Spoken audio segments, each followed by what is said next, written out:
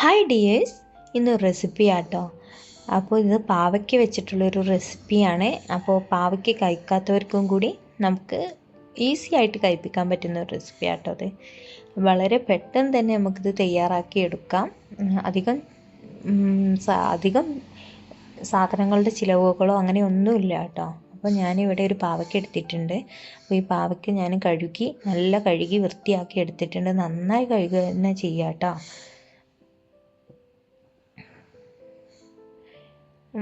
അധികം ചിലവുകളൊന്നുമില്ലാത്തൊരു റെസിപ്പി ആട്ടോ ഇത്.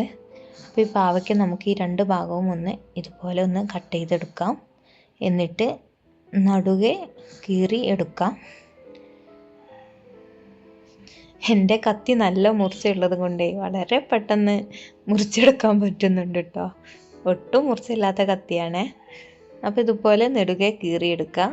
എന്നിട്ട് ഇതിൻ്റെ ഉള്ളിലുള്ള ഈ ഭാഗമൊക്കെ ഇതൊന്നും നമുക്ക് വേണ്ട കേട്ടോ. അതൊക്കെ ഒന്ന് ഒഴിവാക്കാം.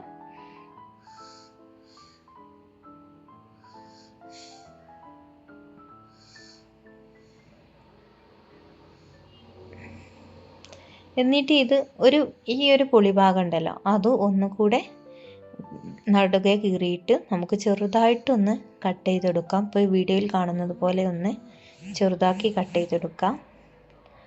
ഈ ഒരു തിക്ക് മതി കേട്ടോ.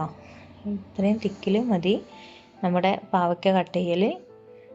ഇതെല്ലാം ഒന്ന് കട്ട് ചെയ്തെടുക്കാം.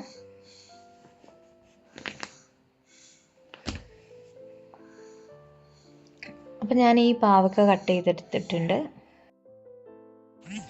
ഇനി ഇതിലേക്ക് വേണ്ടത് ഒരു നെല്ലിക്ക വലിപ്പത്തിൽ പുളിയാണ് എടുത്തിട്ടുള്ളത്. ഇത് കഴുകിയിട്ട് വെള്ളം പാർന്ന് വെക്കാം. ഒന്ന് പൊതിരാൻ കുറച്ച് സമയം വെക്കാം കേട്ടോ. വെള്ളം പറഞ്ഞിട്ട് വെള്ളം പറഞ്ഞ് നന്നായി കുതിർന്ന് വന്നിട്ടുണ്ട്. പിന്നെ ഇത് നമുക്ക് അങ്ങോട്ട് മാറ്റാം. ഇനി ഞാൻ ഇവിടെ ഒരു കുക്കറാണ് എടുത്തിട്ടുള്ളത്. ഈ കുക്കറിലേക്ക് നമ്മൾ അരിഞ്ഞു വെച്ചിട്ടുള്ള പാവയ്ക്ക ചേർത്ത് കൊടുക്കാം. ഞാൻ മുൻപ് പറഞ്ഞ പോലെ തന്നെ അധികം ഇൻഗ്രീഡിയൻസ് ഒന്നും ചേർക്കുന്നില്ല. നമ്മുടെ വീട്ടിലുള്ള സാധാ ഇൻഗ്രീഡിയൻസ് മാത്രമാണ്. എന്നാൽ കുട്ടികളൊക്കെ കഴിക്കുന്ന രീതിയിലാണ് ഉണ്ടാക്കിയെടുക്കുന്നത്.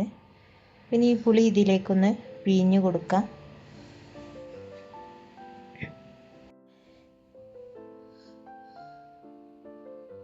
ഇനി ഇതിലേക്കുള്ള മസാലകളൊക്കെ ഒന്ന് ചേർത്ത് കൊടുക്കാം.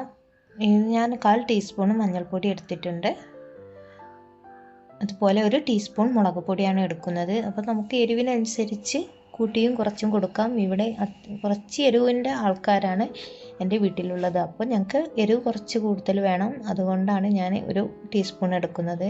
കുട്ടികൾക്കൊക്കെ ആകുമ്പോൾ മുളക് പൊടിയൊക്കെ പരമാവധി കുറച്ച് കൊണ്ട് കൊടുക്കുക. ഇനി ആവശ്യത്തിനുള്ള ഉപ്പ് കൂടെ ചേർക്കാം.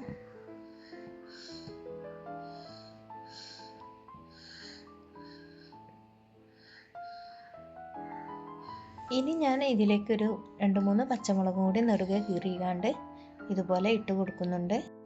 എന്നിട്ട് ഇതെല്ലാം ഒന്ന് മിക്സ് ചെയ്തെടുക്കാം.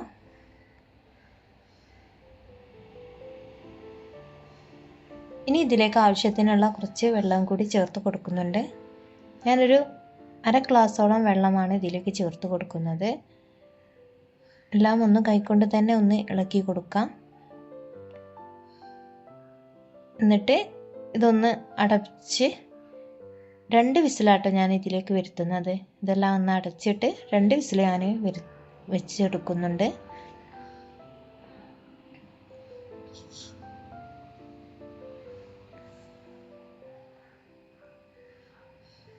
ഇതാപ്പോൾ നമ്മുടെ റെസിപ്പിയൊക്കെ ഇവിടെ റെഡി ആയിട്ടുണ്ട്. അപ്പോൾ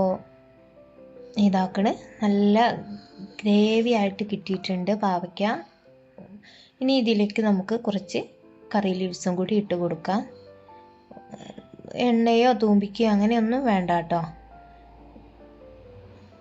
ഇതെല്ലാം ഒന്ന് ഇളക്കി കൊടുത്തിട്ട് നമുക്ക് ചോറിൻ്റെ കൂടെയും ഒക്കെ കഴിക്കാവുന്നതാണ്.